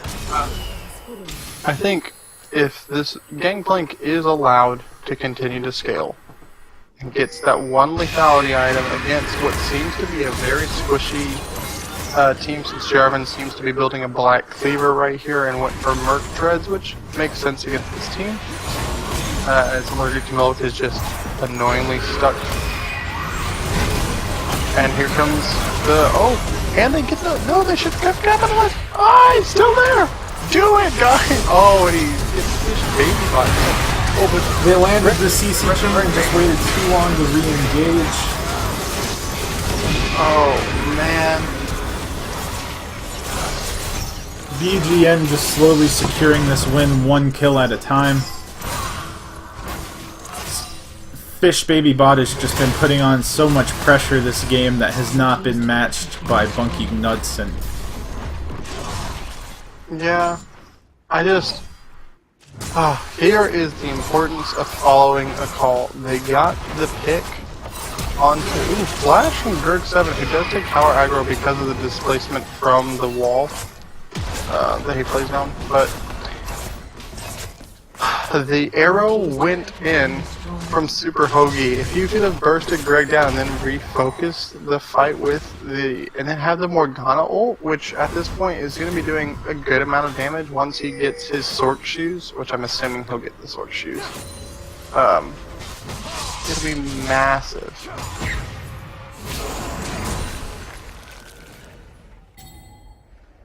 Now with 3 towers down, it does look like BGM is going to start taking control of that territory in the enemy jungle that they previously were overextending. And I honestly, from what I'm seeing right now, it looks like this game is locked.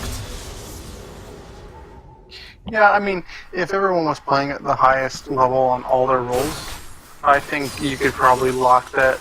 There is a very small margin of where HVG can come back and win this one. But, I mean, we are an amateur league, and we have seen throws even from last game where it looked like HVG just had it the whole time, but there was a small window where BGM was coming back. Yeah. Dragon is live right now, too, and if I'm not mistaken, it's a Cloud Drake. So it's not the most impactful Drake right now, but you have this Gangplank right now who is still sitting 1,000 gold against his said right now. mine's sending up. Is she going to look for another steal? Not this time around. Yeah, I don't think Although it's Anivia much. gets the wall. Yeah, and They're chasing hard. Looks like they just have fall their back. Gangplank taking the first tower of the game for HVG. It's got a massive wave top. Someone's going to have to answer. They do have double teleport on the side of BGM. They could also be looking at this Drake right here. It is This 22 Baron? minutes. Yeah, sorry, Baron. Thank you. Yep. I think it is a little early, but your damage isn't super strong right now. Comms again.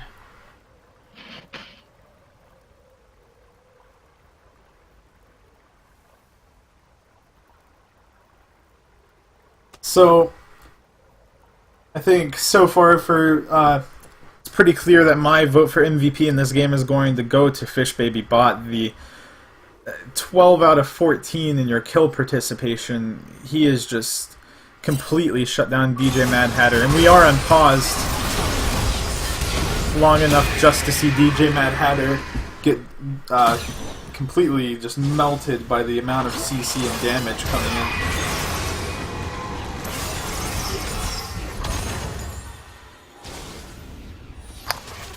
Yeah, I think that this bait that's going to be happening here, they shouldn't be baiting it. They're too far ahead right now. They're almost 7,000 gold ahead. Yeah, They just with go that for it. much of a lead, they could honestly just fight the Baron, and if they show up to contest it, engage on a team fight. They have no reason not to, and that looks like that's what we're going to see here. Maki getting focused and taken out by Big Jimmy as DJ Matt Hatter 2 feet in to Zonia's and die. Super Hoagie is dead. Hyper Motion Isis all the taking a lot of Hyper. damage, but being able to pull through. Can Allergic to Milk pull the Immaculate Steel with the Zenith Blade? He I doesn't don't have see flash. it. A level 9. If he does this, I'll He's donate been 20 revealed. dollars. Greg is not going to let that happen, it seems. Yeah. Greg in all chat calling Val a mongoose.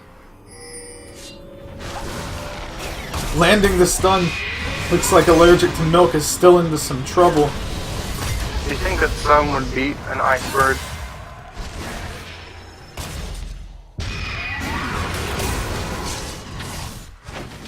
Wow, Fish Baby Bot stealing the kill with the flag as they take down the top lane turret and their lead to an 11,000 gold lead. At this point in the game, it's going to be very, very hard. You're going to have to hope that anyone overextends. And, you want to, looking back at the draft, I understand that the Morgana was a good pick, and I still feel like it's a good pick, but I just don't think you give Greg and the team something that they know that they can play around with this Anivia.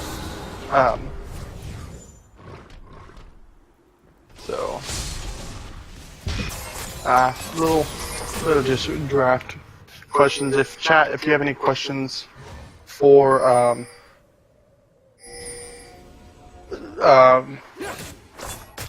for the captains or casters and stuff, just let us know.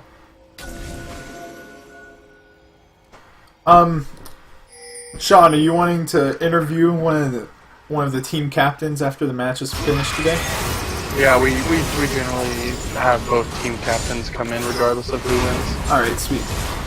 Yeah, so we'll have DG Mad Hatter and Akayute for HVG, and then Greg, and then whomever MVP that the chat and all of us decided for game 2 if they win here, which it seems like they're on their way to doing with 3 kills, 20, and an 11,000 gold lead as they just all walk together.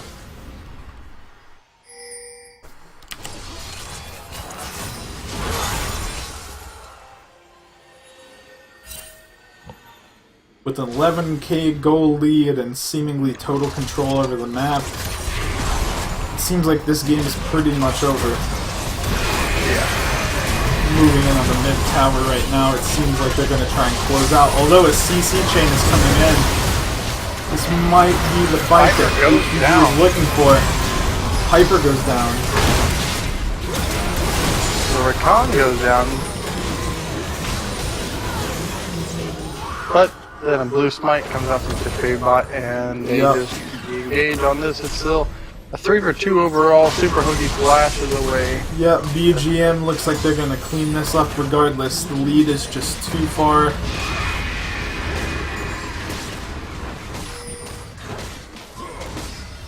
Seems the game is too far gone for even a fight where you can get a couple of picks like that and still come out so far behind. I think the biggest thing is that the Gangplank doesn't have any like armor pin at this point, where any of the barrels will be doing a massive amount of damage to the squishies, even though neglecting to build lethality is definitely holding him back whenever it comes to trying to get that burst damage necessary to just blow away Piper, or even get Greg if he's caught out with low enough health. Yeah, and then your Ashe just seems like they weren't positioned correctly in these fights to be doing any damage, to provide any consistent damage. Ashe sure has a rough time against this enemy team comp. The amount of CC being thrown at her is just... it's not going to be a fun time for Super Hoagie. Again, it seems like the Baron has worn off on the side of BGM as they look to press down as5's bot lane inhibitor. BGM has shown us that while Mad Hatter did pick the Morgana with the spell shield, 5-part CC chain beats out 1 spell shield. Yeah. To no surprise. And as it stands right now, I think it's $8 this game, and I think $4 last game from DG Mad Hatter that's going to be going the prize pool. So $12 from him and $1 single from Greg. Greg leaving his wallet untouched this game. So far. And he doesn't have to die for. That's why he makes this bet to where he doesn't have to contribute to the league. You know, pretty selfish in my opinion if you want to look at it that way, but as there is a engage coming down from the GPO and the solar player, but the redemption to try to heal them back up and save some of the skins on the side of BGM.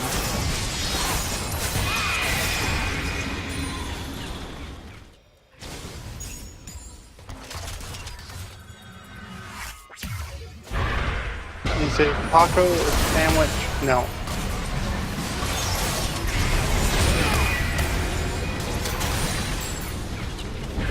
And Metro Falcon is getting a fork, ladies and gentlemen. Exciting.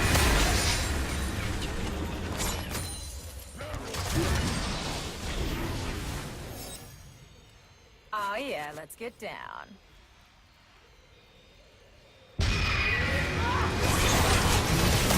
And the engage happens as the Rakan goes in with the ultimate. They take down the bot lane inhibitor tower, but not the inhibitor, as Super Hoagie's ult continues to fly into the abyss.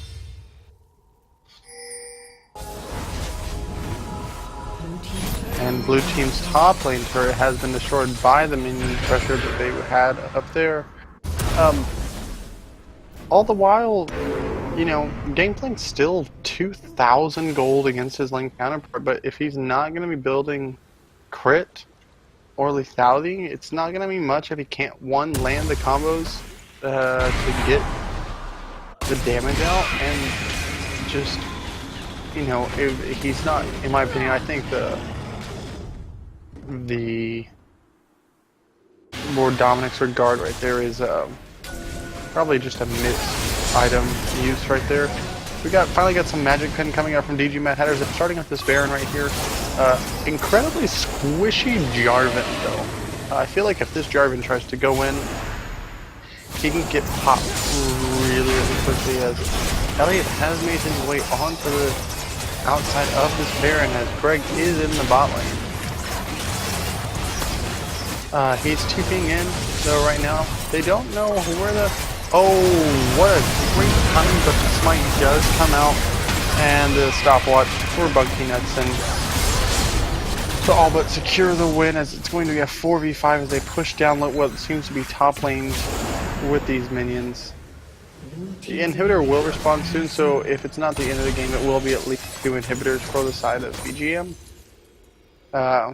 As again we hit another Flame Horizon in the top lane, so Akayu both games has accumulated huge CS leads. One game though on a much earlier game champion that can affect the side lanes and stuff, and this game just hasn't really found its footing with the tank plank.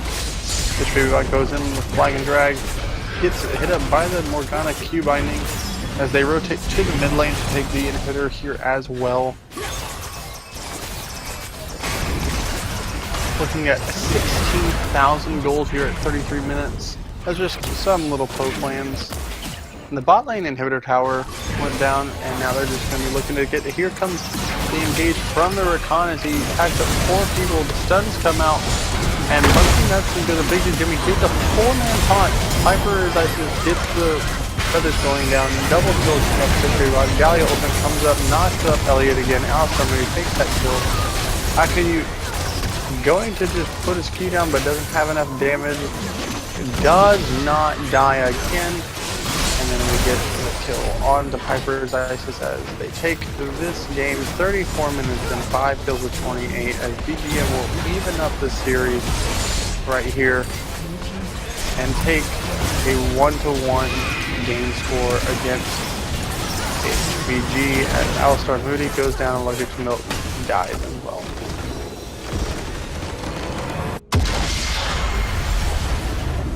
Well, that was a lot of talking by me at the very end.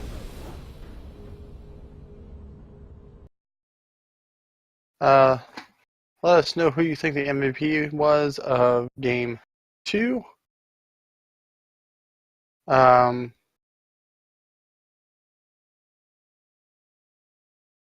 We can talk about this here in a second.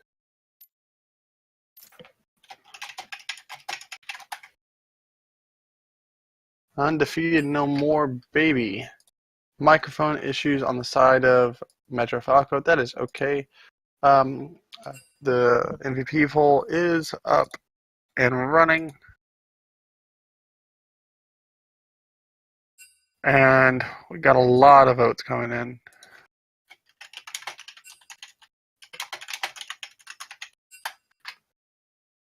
And unless I see a small change in it right now, I'm just going to close the vote here in 30 seconds. And then we can get the captains in.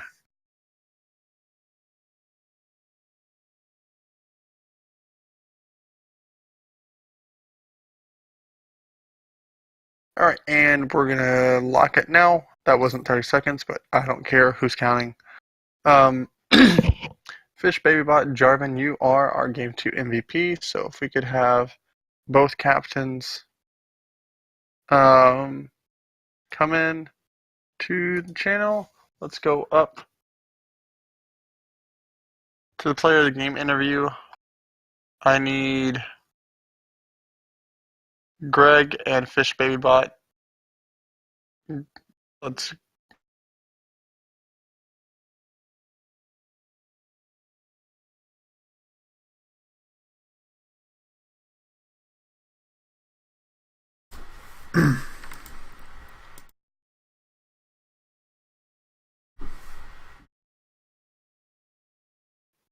Reality. And yeah, wait, hold on. Where's Greg? I'm right here. We need Max. Oh wait, hold I'm on. here. I'm here. Or Hey. sorry, not Max. We need Frank. Frank. Yep. All right. Hey, can you guys hear me? Yeah. All right, sweet. Is this correct? Hey. Yeah. Hey, there we're all here. All right. Well, congratulations to both teams for the 1-1 victory loss for both of y'all. Game 1 obviously going over to HVG, and Game 2 to Boosted Gorilla Monkeys. Let's just start with the most recent game. Greg, your team has won, and Fish Baby Bot is taking MVP for Game 2. There's a question from chat. Wrong person. Sorry. And then, what were your thoughts coming in from Game 1, after Game 1, and the adjustments you felt like you needed to make? Well, I think the most obvious adjustment was Jimmy not feeding top lane. I mean, he honestly said it after Game 1. I honestly think I think Game 1 we could have pulled out if it wasn't just for Fed Fiora. I think we played the team fights better, but there was just nothing we could do if Fiora was like 7-1. And so Game 2, we're like, all right, we'll take Akaut off of the Fiora, who is just so dominant, and we'll see how we can do off that, and we'll put Jimmy on a more team fighting tank, and it just worked out really well. Okay, and then my second question is for Fish Baby Bot. Are you just very comfortable with the Jarvan? Do you feel like it's a better pick for you? How do you feel about it in general? Yeah, Jarvan's fun as shit, and I think it's really strong. He just is strong at all points in the game. He ganks super well, and is a consistent team fight threat. He works well. We had Jarvan Galio, and we didn't even need to actually do that combo before, but he just combos very well with a bunch of other champions. And he's versatile build-wise too. That game I built damage because I snowballed ahead, got an early lead. But if things aren't going so well, or they're even, or just if the team comp needs it, I can build tank on Jarvan and still be just as effective. And so yeah, I think it's just a strong pick right now. He works really well with Electrocute, and it's fun as shit. I love Dunk. I had a question for DJ Mad Hatter. We were wondering, going into the second game, what led to this decision to keep Nivea open for Greg? We just didn't feel after game 1 that it really had that much of an impact, and so we didn't decide to ban away the Nivea. Didn't think that it would do. I guess we just weren't expecting the Nivea to pop as hard, and I think a large part of that was the J4 and the pressure that J4 had on mid lane, because we knew it a couple times that J4 was coming in for a gank, but we were just not quick enough on the ball with the counter gank, and I was I was a little too far forward, and so that really started to put us in a hole. Because we felt that, I see that Labyrinth asked a question on here, we felt that, well, first off, start here. The Morgana was a last-minute decision over the Ahri, which, looking back at it, was definitely the wrong choice. The Ahri should have been picked. But I think that we decided that if we were getting ahead, that we would be okay with the J4 jumping on anyone on our team besides the Ashe, because I thought that Morgana ult could get multiple people, and I could just Zonias out of it. And so we, but us falling that far behind really caused it to be problematic for us. Yeah, and my question for Aka, you've been very successful on these split push champions. When you get targeted like that, what prompted the GP pick? It's a little bit different. I think it's the first GP of the split as well. You still had a 700 gold lead for most of the time, and you even had 2,000 or 1,000 more gold almost at the end of the game of your lane counterpart. But it just seemed like you didn't. You weren't able to make the same impact, whether it was like the ults and your teammates dying a little bit too quick. You had the most damaged champions. And then I guess my other question is, why the Lord Dominic's regard instead of a lethality item, even with the nerf to lethality? Alright, so first one for picking GP. I play the way I play champions is I never like swap. Mostly during last year, I've never played like consistently. I played one person for like months on end, then next one months on end, and GP was one of those I played months on end in the summer, and I had a very good time playing it. Really doing it, I climbed all the way from like silver 4 to gold 3 on it, or gold 2. Climbed all the way back up from that, and I hadn't touched it in a while, but I watched the boy Tobias quite a bit, and I haven't really touched him too much. I haven't touched GP too much this entire preseason, because I kind of don't like the whole Clemency kind of thing, but I thought, try it out. GP's a strong split pusher, and late game, really late game, he thrives very well, and I had a lot of faith that we'd be able to make it to late game, but even though we did make it a little late, the lead was already too big all around the entire map. Okay. And so what was the second question? Just taking the Last Whisper item instead of the lethality item, because I feel like if you would have hit some of the barrels with lethality onto the squishier members, it would have... Lord Dom? Yeah. Lord Dom, I may have did Lord Dom because I saw how far ahead the Galio and the Jarvan were in health. And though Lord Dom is very overseen, it kind of passed along, that damage percentage is very nice, especially... Wait, was I running? I was also running the... What's it called? I'm pretty sure I was running the precision one where you do more... Yeah, where you do more damage, 10% more damage to those above 2,000 above you. Oh, and okay. the 4,000 to 450. Yeah, I believe I was running that. If not, well then I screwed up. But Lord Dom, it's a good, like I said, it's a good item. It's underrated. It could have gone lethality, but I was a little bit more concerned about the tanks and how they felt going in, because more often than not, whenever I have played GP and they get hit with the Lord Dom's barrel combo, it takes a good chunk, and a lot of them don't know what to do because they don't expect that much. Yeah. And so I was hoping to adhere to them seeing, oh wait, this does a little more damage than I thought it was. I shouldn't be frontlining this far ahead, but that wasn't the case with that big belief they had. Yep. So I got some questions from chat. Labyrinth 1898 has a question for. Did you already answer leaving the J4 up in the game? Oh yeah, you did. Okay. So OP wants to know for Greg, why didn't you die more to boost the donations? I figured I'd just make Frank die more, and that would kind of work out the same.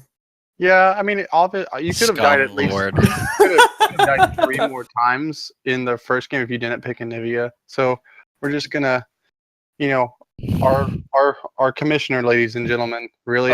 Of course, to get out of it, I play the one champion that has an egg. And I was just thinking during second game, I was like, I was hustled so. Yeah, that was a straight hustle, and it worked. Yeah. Gank Greg is the new hashtag to get him to donate more money for the rest of the season. I feel like he would have picked Zach if he got Anivia banned for some reason, just so he could still have a death passive. Yeah. What's going on, man? I trying to support the stream or what? Yeah, exactly. Come on, Greg. Hey, this is your baby child. You all get your mystery skins. Don't worry, I'll make my donation. Don't you worry. Yeah. Oh man, that hot $1 donation. I think DG Matt Hatter was at $12. $13. I'll match him. Oh my it's god! a tie. Tie is only fair. He's Walmart. He's Walmart. He's Walmart. He's price matching right now. Yeah, he's price matching, and he got his mic from Walmart. So, I did. are there any other questions from chat? Not good guy, Greg Jimmy. Don't even say that. He's one. He told you to stop feeding, which is fair. But two, What do you mean? What do you mean? It's fair. It's true. yeah, I said it's fair. Yeah, but at the same time, he's not being a good guy. He got like peer pressured right now into doing all this stuff because he knows he picked Anivia because y'all had 3 bird champions, by the way, and that annoyed me. Hey, I picked Anivia because Anivia is probably one of my best champions. And although I didn't play very well game 1, I think the walls and the ultimate are pretty effective. I realized that Blitzcrank is a very good counter to Anivia because he just ultimates and it stops my ult. I don't know if that was picked on purpose or just Sal needed a champion after Bard. Bird comp, baby! That is why I hate my AD carry, honestly. I really can't stand him. If you want to schedule our match to when he can't play, we can do that. But yeah, the Blitzcrank game 1 definitely countered me pretty hard, and like I couldn't really set anything up. But then yeah, game number 2, Max was just a gun. Yeah. Any more questions, chat or anything? My ears, Sal. Yeah, I know. Yeah, hashtag Fire Piper. I agree. Yeah. I agree, Fire Piper as well. All right. Well, if that's going to be it, I'm moving the expulsion of Piper. We should get a prize pool, and whoever donates, just like how many votes towards expelling Piper. If we get $30, Piper will be expelled from the PMA LCS. I'm pulling out my wallet right now. I'll pull out my wallet right. If I don't see that donation within the next 2 minutes, I'm ending stream though. I already donated. Wait, I can't find my wallet. Never mind. Oh, I can't find my wallet now. I was just gonna say, I was like, there's no way you're gonna donate. Shut up. Yeah. I'm going to see Star Wars tonight, and I'm buying a bunch of snacks. So I don't give a damn. Me and Frank will talk to you about Star Wars all the time and just tell you to be open-minded is the only thing. I'm gonna spoil everything right now. Star Wars. Yeah, we're in a stream. Everybody dies. No. So spoilers. I heard about anyone. This. Oh my gosh, my support is going hard on me right now in chat. All right, Sal, I'm gonna remember that. Yo, next match is. Let's see. Yeah, when is the next match? Let's check. I know ours is on Wednesday. Frank's Vel'Koz is no joke, man. That thing does a lot of damage. Why is Alistar Moody so good at 40,000? Yeah, that was crazy. It's just obnoxious. Well, and it counters Anivia really hard in lane too. Yeah. And the reason it was picked was because it was like you picked Shen and Sejuani first. I was like, okay, so we need to shred their team because they're really tanky. Vel'Koz. Yeah. And no one really plays in this league besides me, so. I got a quick question for Frank. What were the comms like when that first blood happened bot lane? Like, did you know what was going on bot lane? Because if you watch the VODs, it's pretty funny. What? The first blood bot. First blood bot lane? What's going on here? What Sal's game? missed flash. Well, so like. Oh, Piper hooked. What game? Game 2. Oh, I don't even know what how first blood happened. Can you lay the scene out for us? From Fish Baby Bot that got a double kill on their bot lane. My only thing is that Hoagie flashes away from the initial gank, and then your support flashes into the Jarvan to stun him. And then after that, like, they see Jarvan on a ward, and then they get engaged upon with the Recon level 6. So I didn't know about the flash in. I heard him screaming, "How did I get out alive?" And that was like, oh, and I was, hyper focused on my lane, so I was like, oh, good, you made it. Like, that was my only response. It was frustrating that, J4 was in the bot side, and I didn't think that he had an optimal gank anywhere else, so it kind of made sense for him to come bot again. But I guess that I should have just been clear, communicating that to my team. The comms kind of for the whole game were just like, guys, we need to, because, Sal's very trigger happy and likes to go, like, as soon as we get a pick or, like, we win a fight, it's, okay, now we can start fighting them again. And it was a lot of us being like, we have to slow the game down. We have to slow the game down because I felt if we got to really late, the Morgana overtime damage would do really good things. If GP hit any of his barrels, we could win a fight. Yeah, definitely. But we just couldn't get there. And the joke of the day in stream goes to, guys, why did the stormtroopers buy iPhones?